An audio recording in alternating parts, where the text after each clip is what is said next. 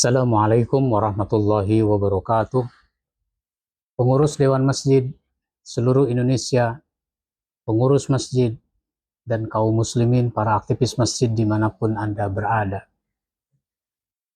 Kalau masjid mau kita jadikan sebagai pusat dakwah, di antara aktivitas dakwah selain dari peribadatan adalah melalui majelis taklim. Oleh karenanya, di masjid harus ada majelis taklim. Bahasa masyarakat kita pengajian. Tapi selama ini pengajian itu sedikit orang yang menjadi objek, yang menjadi sasaran, yang ikut serta, itu sedikit orang. Umpama pengajian itu dilaksanakan habis sholat maghrib sampai isya.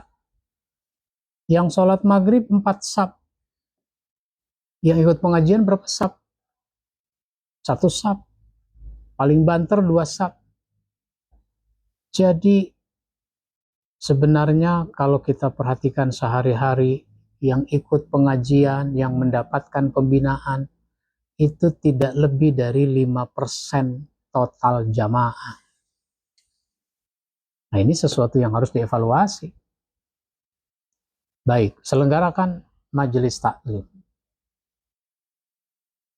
Temanya apa? Tentang ajaran Islam yang belum dipahami, yang dibutuhkan oleh jamaah.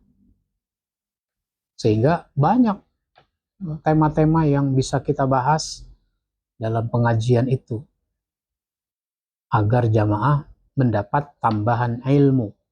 Bahkan pengurus masjid perlu bertanya, Pak, Bu, di masjid kita kan ada pengajian, Bapak Ibu kan suka hadir, apa kira-kira tema yang Bapak Ibu butuhkan? Nah, nanti dia berpendapat, saya tuh ingin ada pembahasan masalah hukum waris.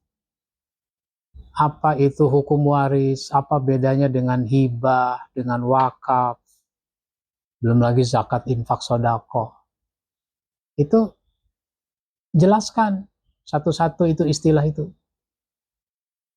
Siapa yang menjadi ahli waris, siapa yang bukan ahli waris, siapa yang terputus hak warisnya, dan seterusnya. Oh iya, dicatat. Nanti dijadikan sebagai kurikulum. Ada lagi yang punya pendapat? Oh, saya ingin kalau pengajian itu ada pembahasan masalah perceraian, masalah talak. Terus terang, saya tuh nggak ngerti apa yang maksud dengan talak 1, talak 2, talak 3. Apa yang dimaksud masa iddah? Berapa lama masa iddah? Mengapa masa iddah? Nah, itu belum ada penjelasan. Jadi, masalah talak tolong dibahas. Oh ya.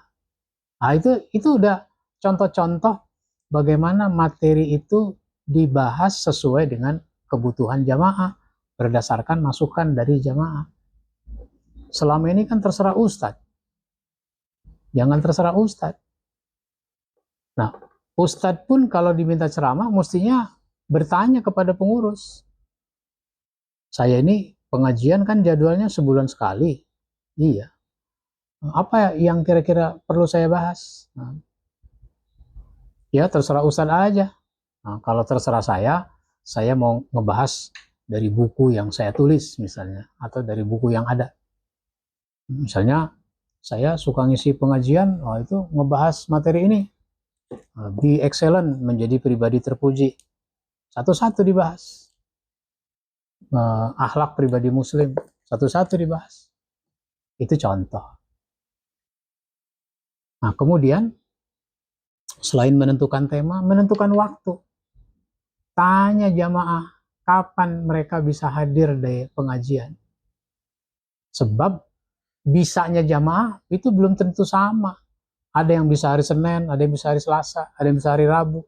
Ya kalau begitu bikin pengajian dengan kelas-kelas yang berbeda waktunya. Temanya berbeda-beda. Terus terang saya ini belum bisa sholat, Pak. Saya belum bisa sholat. Tolong dong di pengajian ada pelajaran tentang sholat. Ada berapa banyak orang yang seperti Bapak yang belum bisa sholat? Ada, Pak ini, Pak ini, Pak ini. Kalau begitu nanti kita bikin kelas belajar sholat. Jadi pengajian tuh nggak mesti dihadiri oleh banyak orang, tapi banyak orang yang terlibat sesuai dengan pengelompokannya. Jadi pengajian tuh yang bagus dikelompokkan berdasarkan waktu, berdasarkan usia, berdasarkan tingkat pemahaman, tingkat kesadaran, begitu. Sehingga ada kelas-kelas untuk pengajian. Tentukan waktunya, tentukan materinya, tentukan ustadznya. Siapa ustadznya yang cocok menghadapi jamaah kita seperti ini. Bahkan ditentukan juga buku rujukannya nanti. Sehingga jamaah punya pegangan. Nah ini. Oleh karenanya, tidak usah berharap jamaahnya banyak. Ya, jamaah banyak tuh untuk momen-momen tablik.